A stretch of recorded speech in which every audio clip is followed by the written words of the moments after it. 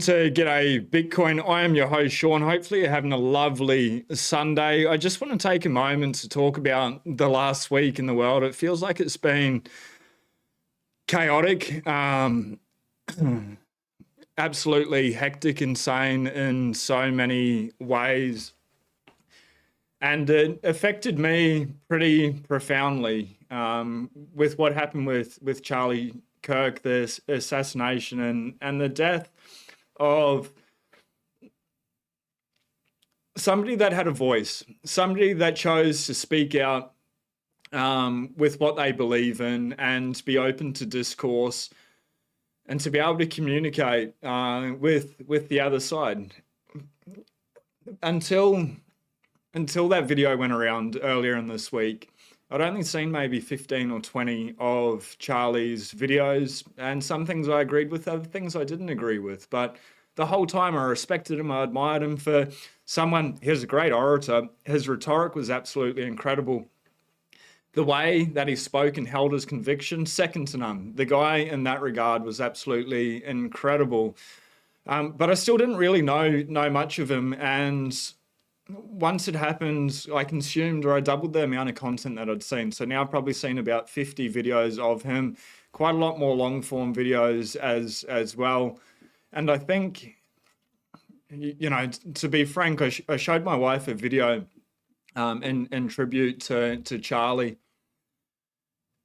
And I broke down in my wife's arms, someone I'd never met, someone I didn't really think about at all. And I was just wondering why it hit me so hard and so profound. And I believe it comes down to this. Number one, here's a father, here's a husband, here's somebody's son. And here's just a guy using words and something, and I'm paraphrasing roughly, but he said if we don't continue to use words and have open discourse, violence ensues. And unfortunately, violence still did ensue, and that's heartbreaking. I think what I've found the hardest to deal with is it feels like there is this major attack on freedom of speech the world over. You know, there's countries like China, Dubai, that are more dictatorships, and that freedom of speech doesn't really exist. But in the Western world, supposedly it does. In Australia, we don't have the right to freedom of speech. Is that a good thing or a bad thing? I don't know. I haven't lived for a long period of time in a country with freedom of speech, but it seems like up until now, people have been a little bit more open, being able to go back and forth, and it'd just be, you know, the media likes to divide everyone. There's the left wing and there's the right wing, and they label everyone on the left like totally far left and everyone on the right totally far right, where the two polar extremes, the majority of people actually sit more in the middle and probably have more in common than what they think. But whenever anything happens and people are marching for whatever cause, they take the people on the one or two front lines and they label everyone behind them with that rhetoric, that they're neo-Nazis or whatever the alternative is on the left, instead of being like, no, a lot of people have showed up to this on either side for either protests or to whatever event it is. And yes, mate, there may be a couple of delinquents, irresponsible people in the front two lines or whatever that get all the attention. But let's just put like the minority aside and take a moment to sit back and listen to what everyone else is standing up for or trying to stand up for. Instead of just taking like the far extremes, which can be racist, or they can be vilifying, or they can just be attacking, or there can be a whole lot of hate speech or something. But if you remove that, behind it, there's real people with real pain, and they just want to have their voice heard. And I think what has distressed me the most is Charlie was just talking. He's a young man, he's 31.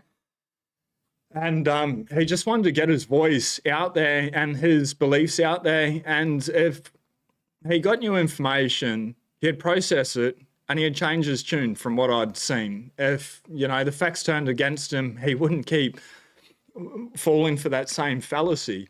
He'd change his rhetoric, and he'd contemplate, he'd be open and honest to be able to learn with that. And I think that's what the world needs more of. Obviously, you know, the world is so divided at the moment, and everyone's fighting within each other. This left versus right, or my country versus your country, or our flag versus your flag. I believe truly most of it, all of it, is just a distraction to keep us all busy fighting at each other, where the majority of people in the center, whether it's center left or center right, they have no issue with each other. It's just the mainstream media or social media that's pulled these two fractions apart from each other so that they clash with each other, instead of seeing the humanity that exists within all of us, or the majority of us. And they want to keep us so busy so that we're distracted for what the very, very few people at the top of the government are doing. Now, I've been very wrong sometimes and being like, I'm so sick of the government and stuff. I have no problem with the government. Here in Australia, about 54% of people are employed by the government. Now, to think about this critically, 54% of Australians bad people, 100% not. They're absolutely incredible people. Anyone working for the government, most people working for the government are here just trying to do the right thing, be able to provide the service that they're employed to do, and then earn a paycheck so they can enjoy their life, save for retirement, do everything like that. That's the majority of government. The issue, at least here in Australia, is those closest to the money printer, and I see that as Jim Chalmers and Anthony Albanese, the Prime Minister and the Treasurer. I believe really that's where the issue lies. And then who's above them? What multinational interests or whatever three-letter agencies, etc., are pulling them and getting them to do things in line with maybe a worldwide agenda or whatever that's not in favor for the majority of people. But they keep us distracted and fighting, worried that it's somebody on the left or it's somebody on the right that's taken away our freedom. And it's like they're at the top, they're sitting there, they're causing this chaos between us, and then they make the problem because they want to implement their solution, but they need the reaction first. Problem, reaction, solution. And they stir everyone up, so they get so busy, they get so frothed up, and it turns to absolute chaos because we're no longer willing to listen to what the other side said. Like, a good example of this that the world knows is the most Googled man is Andrew Tate. Now, there's so much with Andrew Tate that I definitely don't agree with. More in regards to the way that he delivers his, not always, and more so, I think he's calmed down a little bit on that rhetoric. But the point I'm making is there's just one man with an opinion. He's coming from his own beliefs, and there's plenty of people that want to take him out simply for talking. Now, whether you agree with him or not, how does that make any sense? Like, it's a fellow human being standing up talking. He's got a platform to say what he believes in, and people just want to get rid of him. Like, that's crazy. Or when Trump got shot in the election, like, again, he is just a person. Yes, obviously now he's closer to the money printer and stuff, but they're just a person. And if we keep just not being willing to listen and to hear the other person, it becomes chaos. So I wonder if any of you are married, and like, I can come from my own lived experience with my wife. We'll be talking about issues and stuff, and sometimes there's things where we clearly don't see eye to eye. Now, if one of us in that moment isn't willing to let the other person work through their feelings, work through how they're thinking about it, and to be able to communicate, and just keeps getting shut down, then what happens? You get boiled and boiled and boiled, and then it just explodes, and then there's chaos in the household. What's going to happen when this happens worldwide, like it is at the moment. There's protests in the UK, there's protests in Australia, I believe there's protests in Canada, France. like what is going on? What is truly going on in the world? Nepal has fallen. They wanted to ban social media. They took away people's right to be able to interact, to be able to communicate freely, to be able to have something that wasn't just the biased media propaganda that comes from the government. They just want an alternative source, whether they agreed with it or not. And maybe this left-wing propaganda coming out through the media, this right-wing propaganda, is pretty fairly peaceful. At least more so, while both of those forms existed, but they took away one. And then it just absolutely exploded, and now they burnt Parliament House down. They burnt down the houses of all the politicians simply because they took away freedom of speech. And I'm sure it's more nuanced than that with the Nepo babies and everything like that.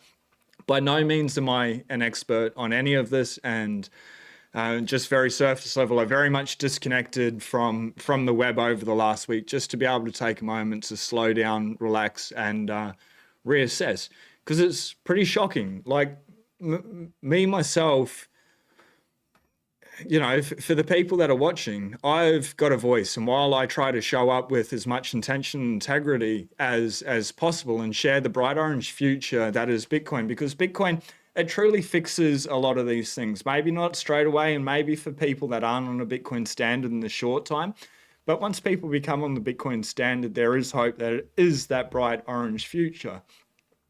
But somebody could disagree with me, or I could misspeak, or I could not form my words or get my messaging right in that moment. And someone may disagree with me, and that's great. Like and if that's you, like, let me know in the comments. Let's talk. That's what I want, and that's what I hope, and that's what I absolutely love. And like back to the example with my wife, if I'll be saying something because I've been programmed so much on X or whatever, and we start to talk through it, and then we have a discussion and discourse, and the conversation goes from like, this is my view, to something that's a whole lot more open. That's better. But imagine if my wife just said, no, divorce, like, you're out, we're not going to have this conversation or anything. Well, like, that's chaos on the micro family home unit. But then what happens when it happens worldwide? When people are just not being heard at all. And it's happening on so many areas. People will bring something up and, you know, it'll be labeled racist or misogynistic or whatever it is, instead of, okay, like maybe there's a little bit of hint in that, or whatever reason, maybe because of the person broadcasting it. But what about all the other people that are just everyday people coming up and they feel a little bit of pain? Maybe let's get rid of the front two lines of people, push them aside and listen to the rest of the people, have an open debate. Like, where's that gone in society?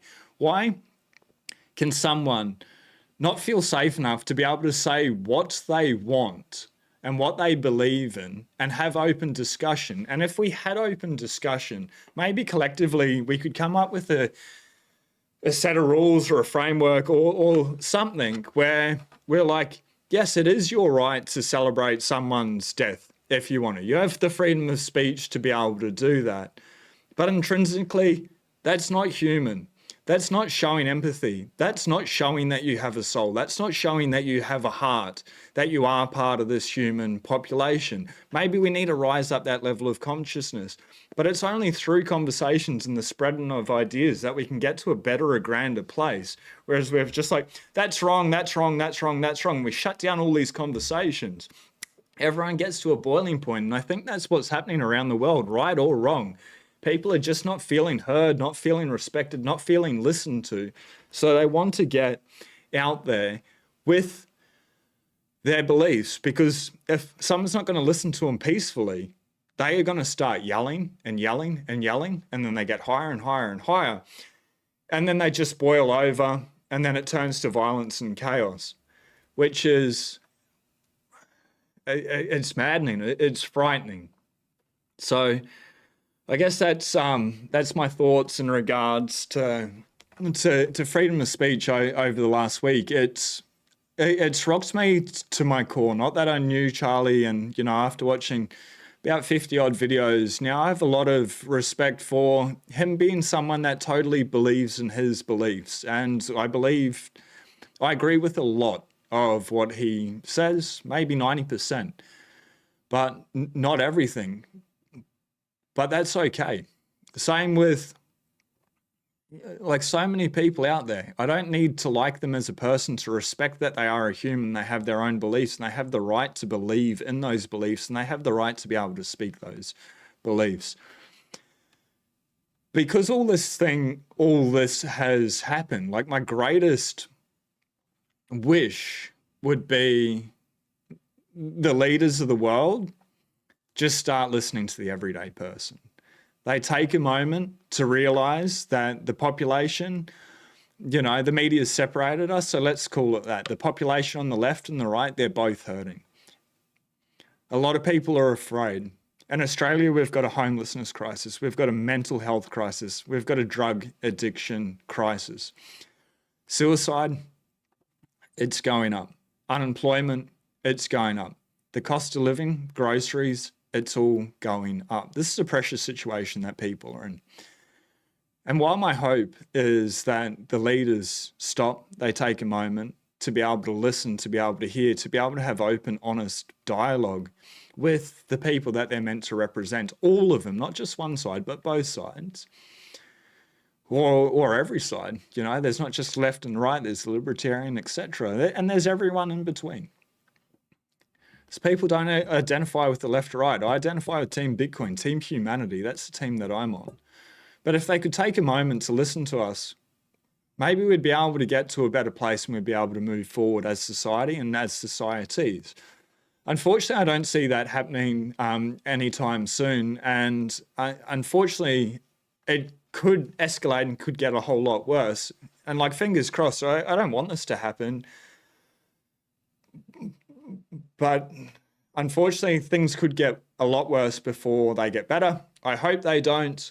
Like, I truly hope they don't. I don't want to wish this into the world and stuff. But by the way, it just seems like things are accelerating more and more and more. They could. So, like, what do we do? For me, it's Bitcoin in self-custody. Like, obviously, channel partner Tony from the Bitcoin Way, I've put a link in the description, but working with him for a couple of years now, I know that I've got my security stacked. I like that. Security stacked. Anyway, that gives me a little bit of peace of mind that knowing that I have this freedom money that cannot be controlled, manipulated, debased, confiscated, stolen when protected, right? Bitcoin can be stolen if you work with the Bitcoin Way. It can't be if you do everything right. You go through the mentorship or you just learn how to protect it properly. But Bitcoin's like this revolutionary tool. And what happens in a lot of discords, or what we saw within Canada with the truckers' protests, how do they silence people? Cut their bank account off. I just saw, was it the Bank of Thailand? They've just limited people to so many thousand baht or whatever to be able to stop crime. Is it the EU or the UK at the moment? $3,000 daily limits, etc. Like, they control the population through the money. Why? Because money touches absolutely everything. And it's not really money that people are playing with, it's fiat currency, but whatever. Nuance there, semantics.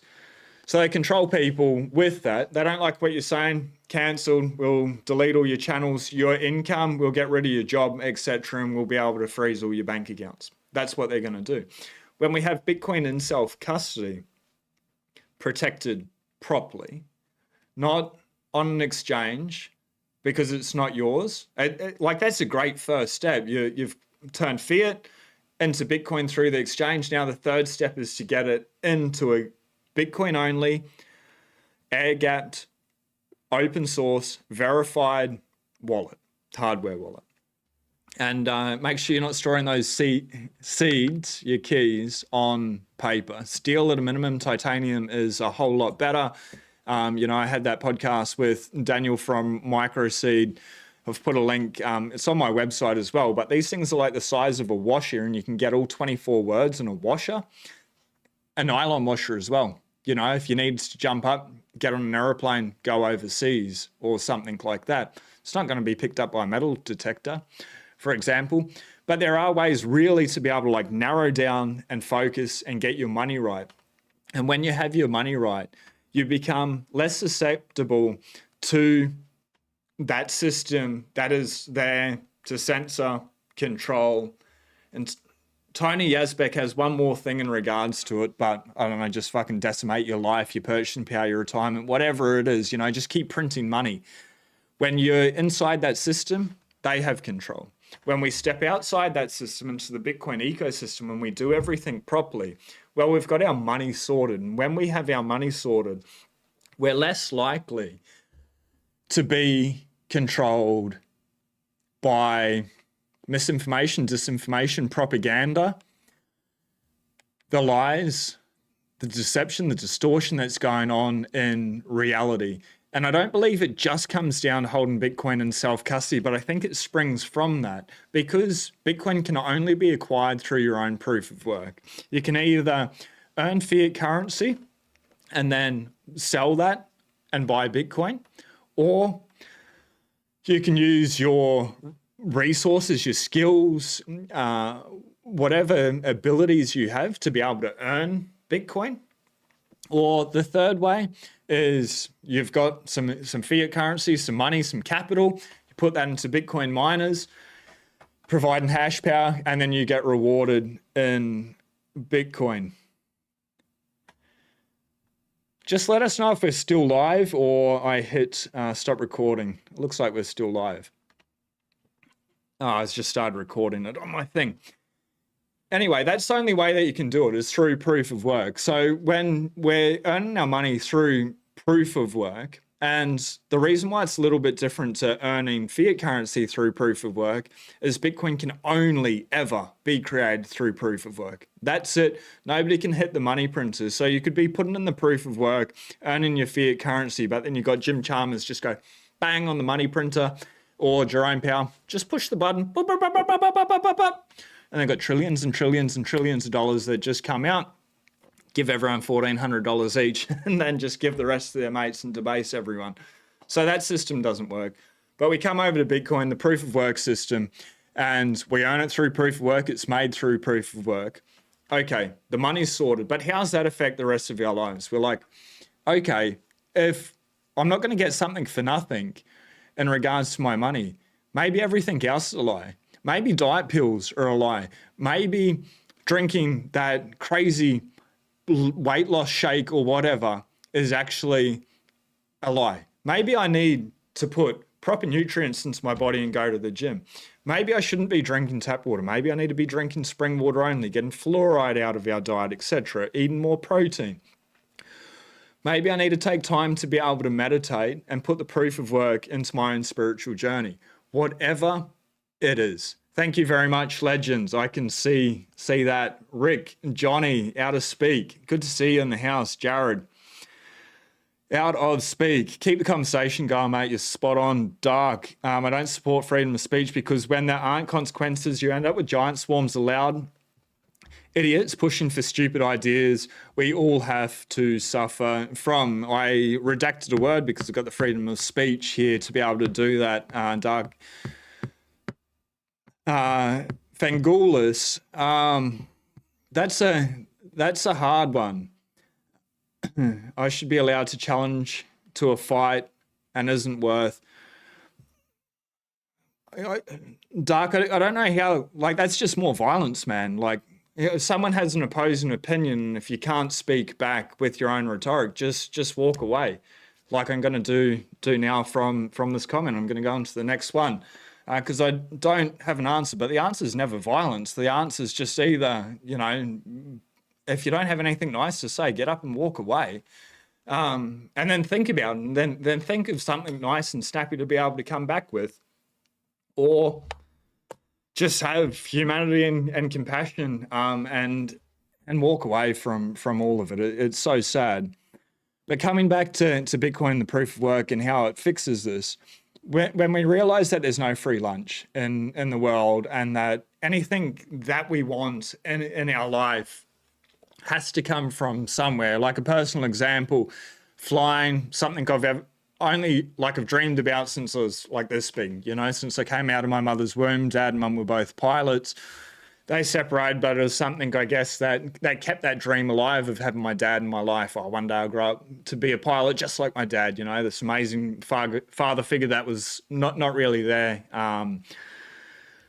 as I grew up. So that was one thing. Started doing it, etc. Got into Bitcoin and realized I can either stack Bitcoin or I can keep flying, but I can't really afford to do both. Just because of the sheer cost of how much it costs to hire a plane. It's about $390 per hour to go for a flight just by myself, $490 with the instructor if I'm doing some training, which I'm doing my IFR now. So I'm like, I'll stop the flying, I'll do that, and I'll just put those resources into Bitcoin.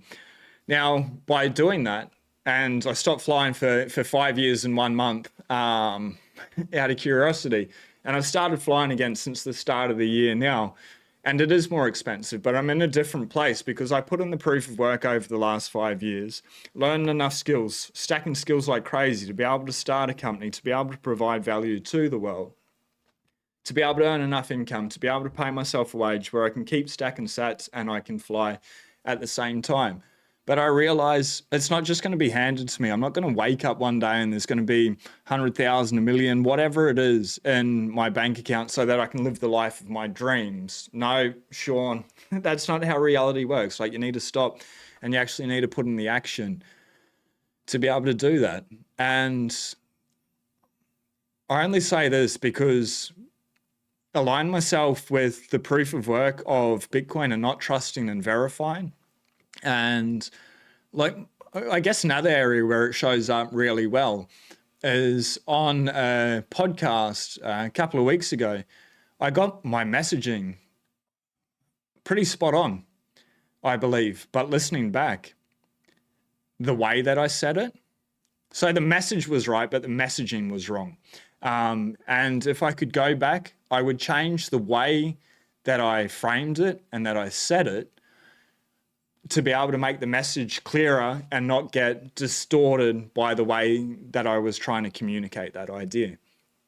But by applying that proof of work, the don't trust, the verify, and like verifying what I'm saying, like say, like looking at the blockchain or looking back over the videos and analyzing my own proof of work and realizing that fucked up here, mate. Like you're truly fucked up on this little thing. Whereas, and it just made that messaging ineffective, really. And that's not going to help anyone. It's not going to help me. And then just like being open and honest and trying to move forward and move better. That's made me a better person. And that's allowed me to be able to listen to people that I agree with or don't agree with, or even harder, when I fuck up, to be able to call the person up and let them know that I've fucked up. And sit there and cop it and take it, because that's what I need to do. If I've hurt someone's ego or their feelings or their emotions or slandered their character, whether intentional or intentional, or whether it happened or not, but that was the perception of it, that's my responsibility for fucking up. And that's what Bitcoin taught me. So I think if everyone was on this Bitcoin stand, we move away from fiat, which fiat's going to still be around for a little while yet. It can make everything better. But for the people that aren't on that Bitcoin standard, I don't know how it gets better, because the money is becoming worth less and less and less every single day. And that's not going to stop forever. That's the nature of fiat currency. It goes to its intrinsic value, and its intrinsic value is less than the money, less than the paper it was printed on, or in Australia, plastic. So like, what happens to them? I don't know. I guess my hope is just more people come onto this Bitcoin train and they wake up to it and realize how great it is in their own lives. And they create, like, hopefully you can create your own YouTube channel, or you spread the books like Lawrence Lepard, The Big Print, or Parallel by Brian D. Mint, Daniel Prince, Safety and a Moose, The Bitcoin Standard, share podcasts, Medium articles, X posts, etc. Natalie Brunel's got a new book as well. Pay attention to Bitcoin, whatever it is, whatever way that you can share the orange pill to get more and more people onto a monetary network that promotes peace and open dialogue. Like even what's going on with core versus knots at the moment, at least that dialogue is open. They may say, oh, you're a podcaster, you've got no say in the matter. They still do. You know, they've still got a voice. They're not being shut down. Those people may try slander and do all that, but due to Bitcoin's nature, they don't. And by doing that, maybe those people get a little bit more powerful than, you know, Knots is at about 25%. And I have a node coming, which is way overdue, but it should be here in 7 days to be running Knots next to that node, which is running core version, fuck knows. But it's your node, it's your choice. And I think as more people align with Bitcoin, they realize that they actually do have the power over their own lives, and maybe a little bit this left versus right, or us versus them, or our country versus your country, or my flag versus your color flag, or my skin color versus your skin color, or whatever. It's all fucking irrelevant. It's just the money is broken. There's a lot of shit going on. We need to sit down. We need to have proper conversations and move forward collectively.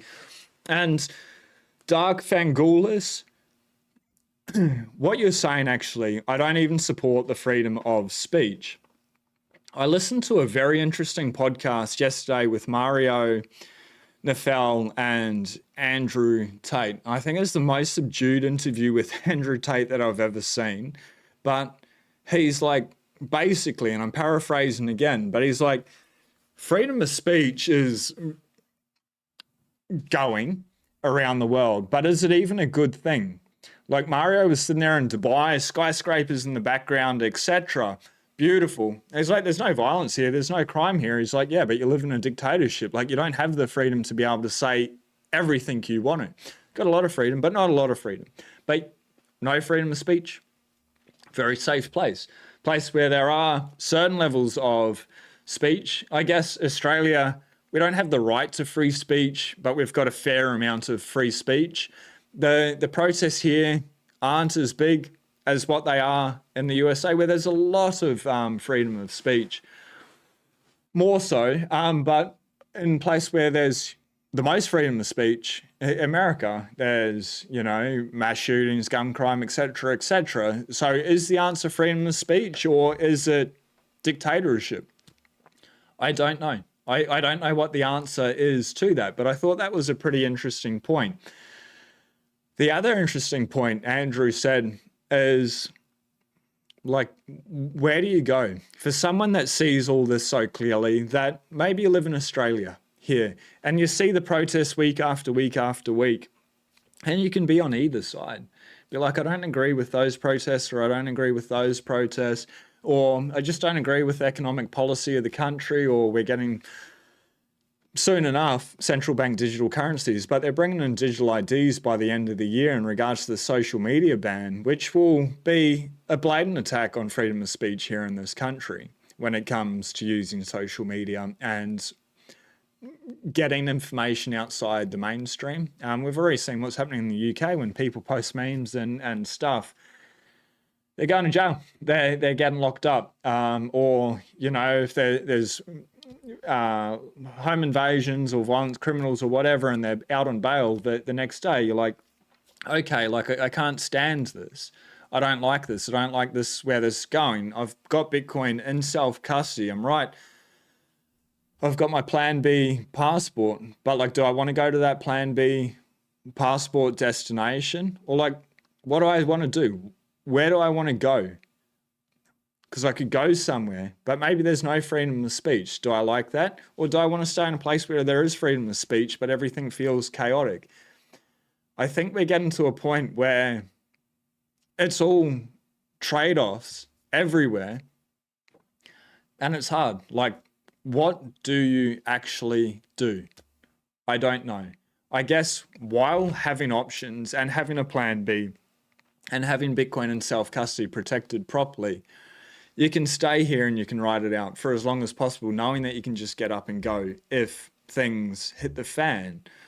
But also, I guess, with the hope and the intention that maybe we can open up and broaden this context a little bit more and have more of an open conversation to be able to get to a better place as humanity, or just as a country or a community or as people or as a family unit, whatever scale that we want to nail it down to. Don't know the answers, but I do know the biggest answer is Bitcoin and self-custody, and then going from there potentially to a second passport, depending on your circumstances. You can always talk to Tony from the Bitcoin Way. The first 30 minutes is free. But just talk to people, like have these conversations, etc. But then, like, what do you do once you have that optionality? Do you stay here? Like, yes, clearly I am staying here. I love this country. It's the most amazing country.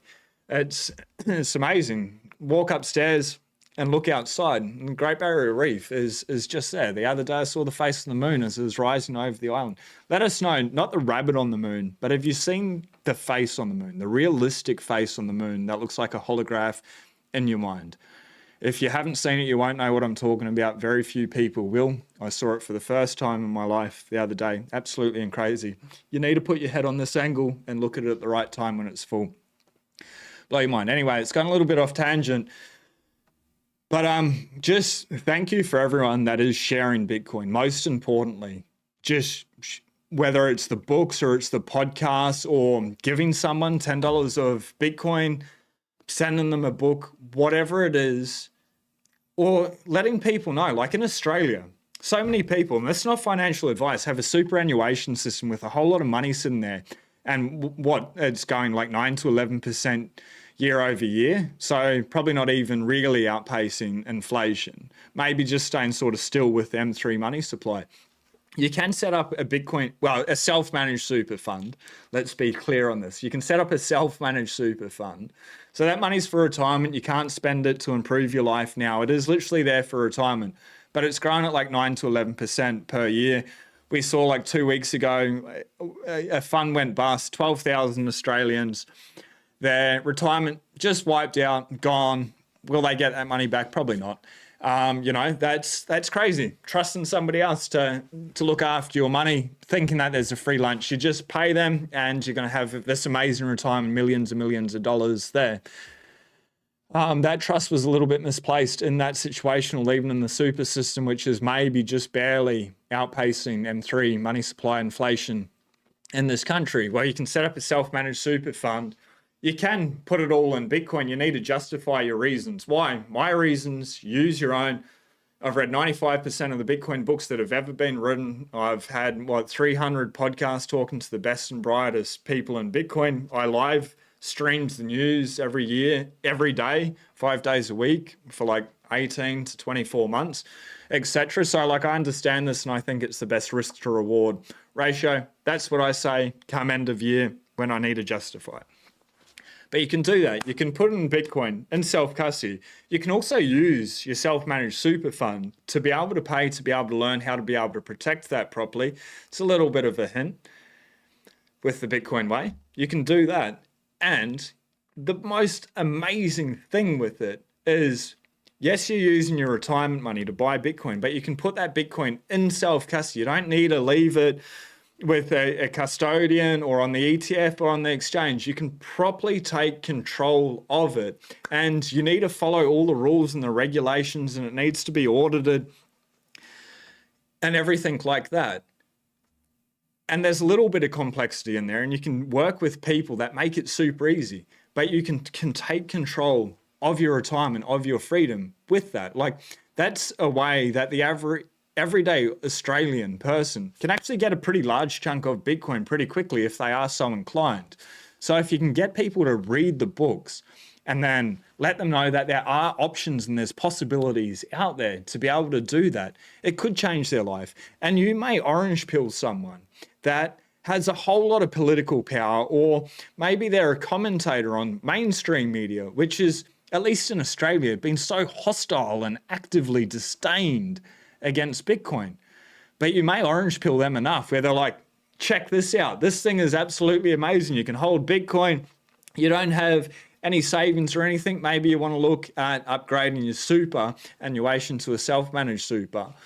People may say these things, but hey, you probably want to read a couple of books first. Maybe you want to sit down with the Bitcoin way so that you can protect it properly.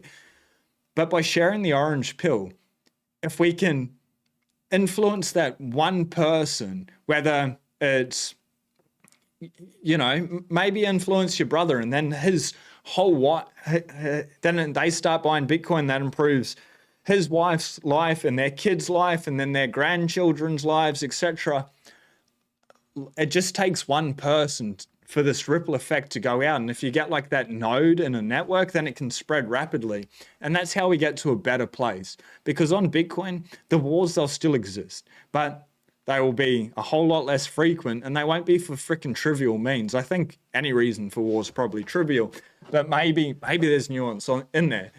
But then also within, say you got Bitcoin in your self-managed super fund on the normal superannuation system, I don't believe in blowing people up. I don't believe in war, the destruction of humanity, of buildings, of human progress. It's fucked. It's absolutely just horrible. And super funds, they can invest in, you know, the industrial war complex. Not my money. I opt out of that system. You're not doing that with my money. I'm not supporting that.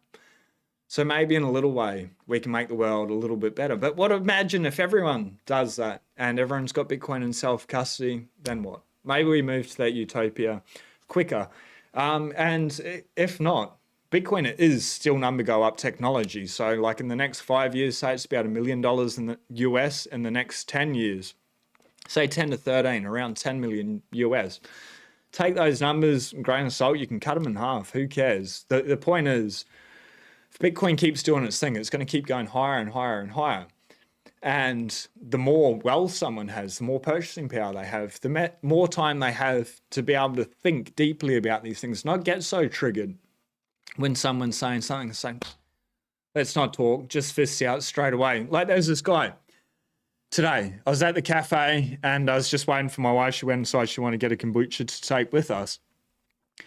And he had a Silverado, like this big pickup truck. And we don't really have big pickup trucks here in Australia. There's like more and more on the street. But I'd never really seen one. And I wanted to see like the size of his ute tray, like where you store stuff in the back. I think you call them pickups over in America. We call them utes, but it's like a gigantic ute. And our utes are like really small little pickups. Google Toyota Hilux. They're the greatest. I've got an old one as well. It's on its last days, but it's doing well. She's beauty on the beach. Anyway, I went over and was like walking the dogs, these two little cute, you know, Cavalier poodles, just there. And I was like, just had to like look over and I just had a quick look to see like how much space was in the ute. Because in my Hilux, it's the style side and it's got these like things over the wheels, but they're inside the tray. So it actually like takes, I'd say like a quarter of the tray of usefulness away. Like it's freaking pretty annoying. So I was like looking at it for that. And this still had the wheel wells, but they were heaps smaller in there. I was like, cool. And I like turn around and there's this guy walking up with his son. He's like, oi, mate, what are you doing there? I'm like, just having a look at the size of your tray. I hadn't seen one before. And they like just kept walking. I'm like, okay. But if I said the wrong thing or whatever, he just had so much anger in that moment. And so just, hey, can I help you? Or like ask nicely or whatever. But I responded like really positive toned and just like chill. And I don't know if he was worried about people stealing something, but if he was worried about people stealing something, like put a tonneau cover over it, bro. Like, you know, take a bit of responsibility or just chill. I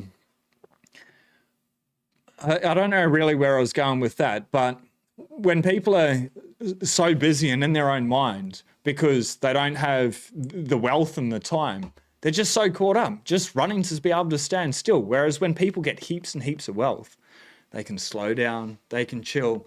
They were like, oh, it's a Sunday afternoon. I need to talk to Paul. I'm going to smoke a cigar while I talk to Paul. And you can do those things. And that's exactly what I did before hopping on here. But I'm going to read through the comments, and just truly the reason I show up every day, and fairly often maybe I make a fool of myself. If I can influence one person to pick up a Bitcoin book, or encourage someone to share the message of Bitcoin, thank you. Thank you so much. Keep the conversation alive, not just shut down and quiet, because Bitcoin will make the individual's life better. And if we can make the individuals' lives around us better, then our community becomes better. As communities start paying that forward to other communities and stuff, it is a movement from the ground up. But it has to be Bitcoin and self-custody, not an exchange, not an ETF. You have to hold the keys. Like, do that, and then please just pay it forward. If any solicited advice, if I could give that, that'd be great. The Bitcoin Way, short video covering the last month, I think, air-gapped open source Bitcoin only wallet. Let's go. Follow the Bitcoin Way. They're absolutely amazing. And, you know, the first 30 minutes truly is free. You can get on the phone, you can talk to them. But if you have a self-managed super fund, you can use your superannuation fund to be able to learn how to be able to protect the Bitcoin in your super. You know, read between the lines. It's the same deal, protecting in your super and for yourself as well. So that's another way. Self-managed super funds are an option out there that you can look into. I'm going to bring on my self-managed super fund partners, Udo Super Fund, Simon, probably 2 or 3 weeks now coming on, but Gday Bitcoin /SMSF. You can find more information. You can talk to them for free as well about it. But there's just options out there, and like, go out and talk to people. And that's like the greatest thing about freedom of speech, is by listening, or from somebody speaking, but listening deeply. You think, oh, fuck, I might not agree with this guy. But then he says one thing like, oh, I can buy Bitcoin with my super. How do I do that? Oh, no, I can't buy it with my super, but I can buy it with self-managed super fund. How do I go from super to a self-managed super fund, etc.? And then you get all excited, and instead of wanting to punch him, you're like, oh man, bro, I just listened to you. I didn't agree with you at the start. I didn't know what you're talking about, this magic internet money or something, but I can do this. It's money that I don't need to take out of my paycheck, where I have very little or I'm falling behind each week, but maybe I can change my retirement and my life force or going, and they do that. And then they see what that does over 3 months, 6 months, 12 months, a year, 2 years, 3 years, whatever it is. They're like, oh, I better get some of this in my own life. And then bang, they're a Bitcoiner, then they're a Bitcoin maxi, and then they pay it forward and they do it for somebody else. And then it just gets bigger and bigger and bigger. But the longer we leave these conversations from happening, unfortunately, Bitcoin's number go up, technology, it's going to get more expensive over time. We don't know day to day, but we want to make the most of it and hopefully get people to wake up. So everyone pushing the orange pill, thank you very much. Just a shout out to Sharpening the Sword, Vaza, Rick, Gold and Silver are going nuts the last 24 months. Not long till people wake up. They'll take us to war soon. Yeah. But, you know, the other day I was like, oh, we're not in a world war. And I was thinking, the world's already at war. Like, people have bombs dropped on them too often. The world's already at war. It's fucked. And maybe it is going to get worse. We need to stop it. We really need Bitcoin in everyone's hands as quick as possible in self-custody. We need everyone on it. Vaza, I need a node. I need a node. I need a second node. I ordered one today. And, you know, this Raspberry Pi, couple of $100. I ended up buying a server one from Start9 today. It is about just over $1,000 Australian with shipping, and I paid for that. And like, fine, that's Bitcoin. But for some people, you know, that's a great option. Just a Raspberry Pi node, you can do that. They're fairly cheap. For the more expensive ones, I use my own personal funds because it's for my own personal Bitcoin. But talk to your financial advisor. Maybe you can use your self-managed super fund to be able to buy that, because that is to be able to protect that asset and to be able to verify that asset's there. I would see that not financial advice. I don't know. My own thoughts would be that could be a self-managed super fund expense, but you have to check it. You need to find out these things. You can talk to Simon at Udo Super Fund on the website, or get Tony from the Bitcoin Way, or anyone from the team at the Bitcoin Way, or your financial advisor. Talk to someone about it. But there's also options. There's like always another way about it. You know, maybe a couple of family members or whatever. You get one node for the household or one node for your family group, etc. Live in Singapore, and it's so peaceful and efficient. When I was young, my granddad was like the lead engineer in those underground train stations there, Richard.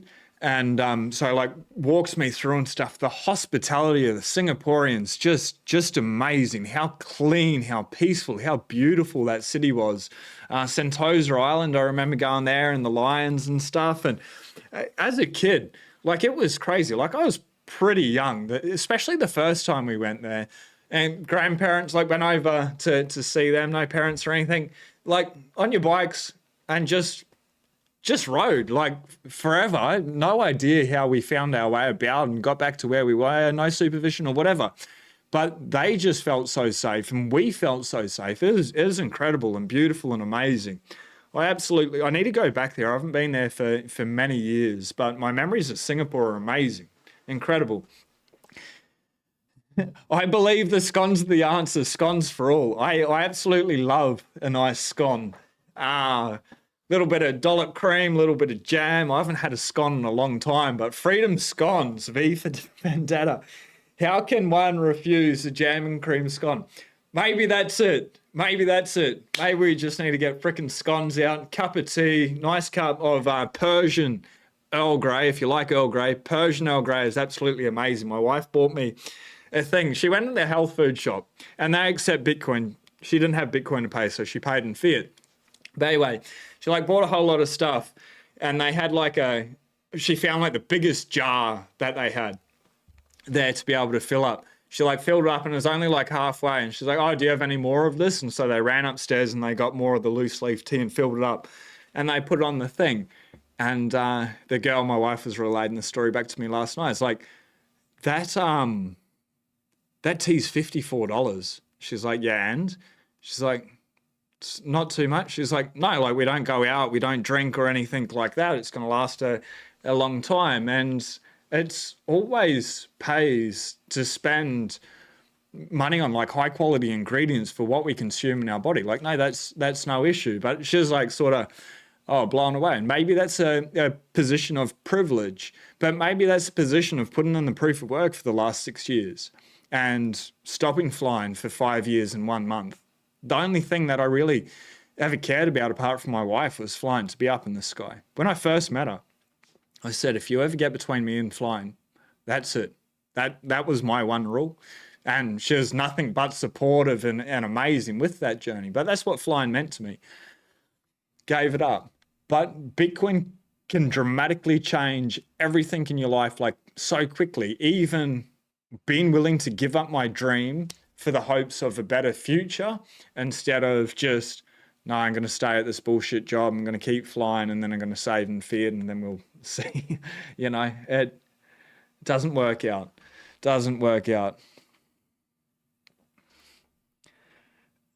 Kia, you're on Hamilton Island. Is that what you're saying? I used to work up at Daydream and Hayman Island, run these underwater jet skis called Seabob.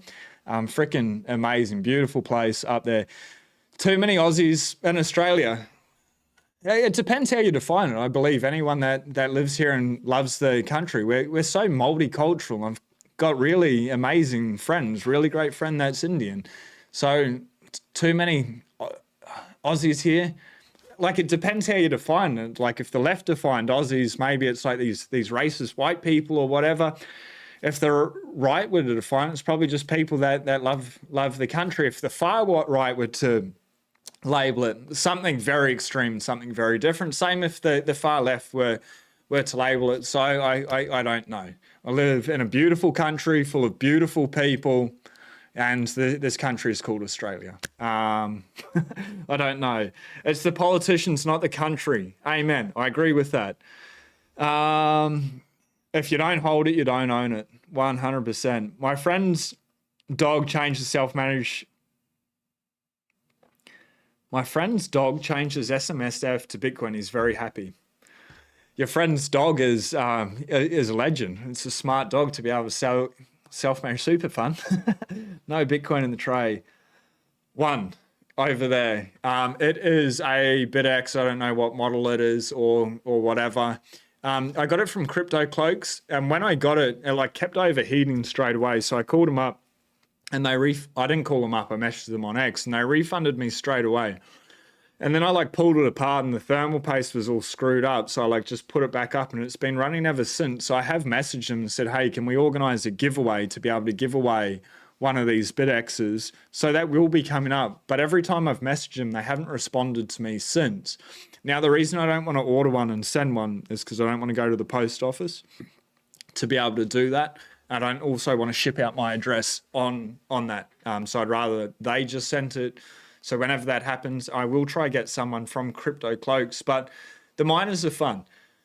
But if you don't have your Bitcoin in self-custody and you're not running a node, forget about the miner for just now, please. The node, that's what's important. That's what allows you to have your own Swiss bank, to be self-sovereign, to don't trust, verify. To be a true Bitcoiner, you really, really, really need a node first. Once that happens and your Bitcoin's in self-custody and you've really nailed down your security, by all means, go into the Bitcoin miner. It's so fun. It's like an endless lottery. Every 10 minutes, just keeps going. Let's effing go, Brian D. I like that node via self-managed super fund. Talk to your financial advisor. I don't know. But now it's very much stake time. Tweethead, stoked to found your channel, binging all your vids and currently reading the big print. Candace, thank you. Thank you so much. Anyone that reads the big print, I think 99% of people will like truly get Bitcoin so well. That lights me with joy. Thank you so much, Candace. I've been stacking since 21 on Amber, but not regularly. You've encouraged me to boost. I was just talking to Paul from Amber actually before this, literally smoking a cigar. Romeo and Juliet #2. I was sitting there in the beanbag and we just had this amazing, beautiful conversation. Now he's doing Operation Orange Pill.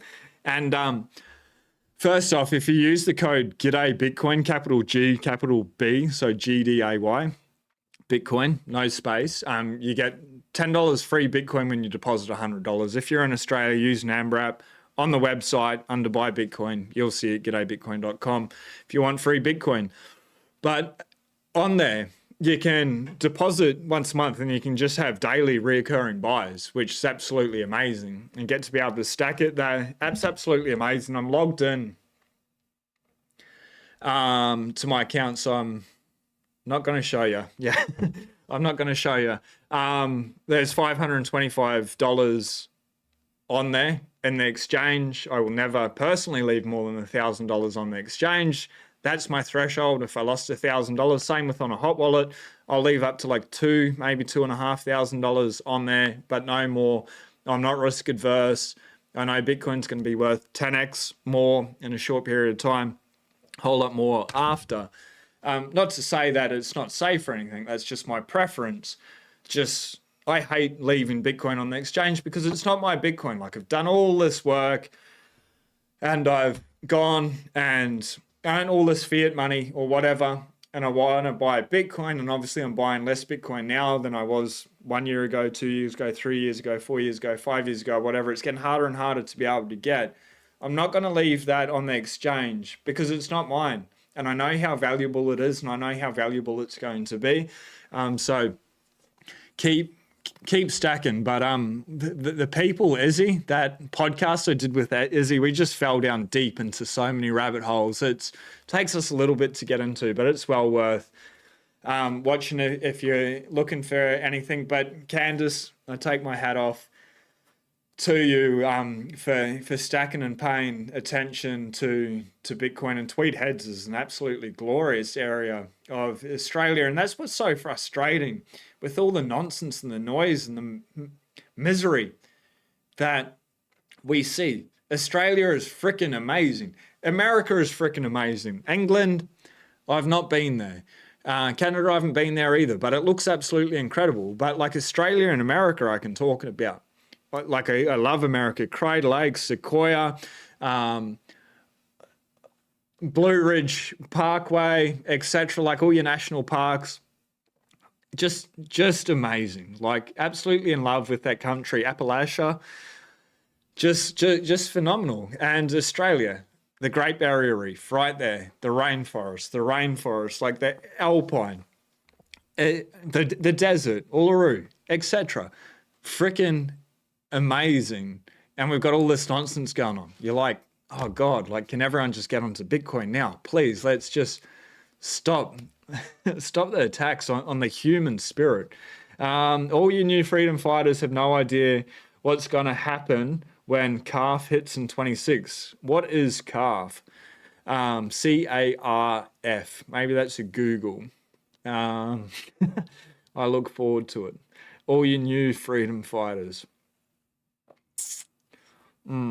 Start 9 could be considered centralized. Interesting. I'll look into that with it.